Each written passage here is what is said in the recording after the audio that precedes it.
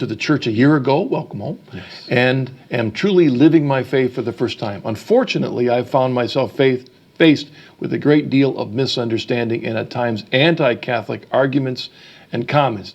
Did you ever face this kind of reaction in your conversion? I know you didn't, Scott, but I did. But I'll let you come up with some idea because I know you never really faced any opposition. But go on. How did you best handle these disagreements, both personally and in apologetics? Melissa, thank you for your email. I would say back in '86, when I first decided to become a Catholic, I faced a tsunami, tidal waves in the plural of opposition, and the first thing I would do was to remind my evangelical Bible-believing friends that I too was anti-Catholic and probably much more anti-Catholic than they were, and I would try to restate their arguments against the Catholic Church as well as I could, which was often better than they could, because I used to hold them with such vehemence. And then I would try to kind of not refute them in the sense of just beating them in an argument, but I would try to show how, as a Catholic, I'm not an ex-evangelical. I feel more evangelical than ever. I'm not an ex-Bible Christian. I feel like a whole new depth to Scripture has been shown to me. And so I would usually try to say, look, here's the common ground that we share as Protestants and Catholics. It's much greater than our differences. Let's begin and end with the common ground, with the Bible, and let's move into those areas of disagreement.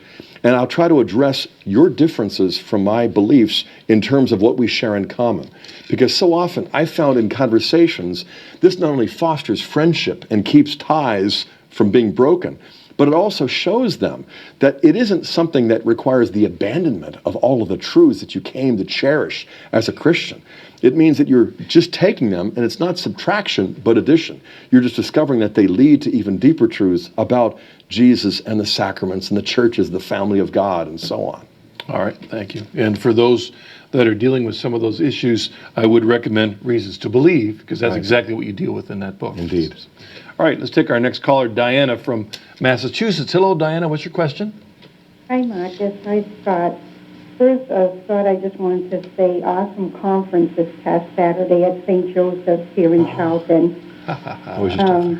My question is, why did God change names in the Bible, like when he changed Saul to Paul, or Abram to Abraham, or Sarai to Sarah? And I'll hang up and listen to your answer. Thank you. Thank you very much. Thank you very much, Diana. Good question. I mean, you have Abram getting his name changed in Genesis 17 to Abraham because there's a whole new calling and a whole new identity. You have Simon being renamed Peter because of a whole new identity and a whole new vocation. In the case of Paul, it actually isn't a divine name change, though, because Saul was his Jewish name.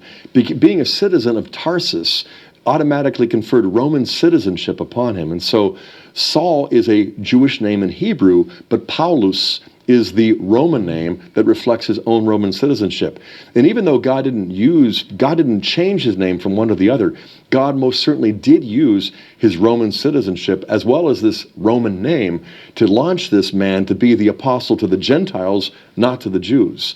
And so, even while there isn't the same kind of name change, I think we can recognize in the book of Acts, as we move from Saul to Paul, we move from someone who's really clinging to the old covenant to someone who's discovered that the fulfillment of this has just opened God's family now to all the nations.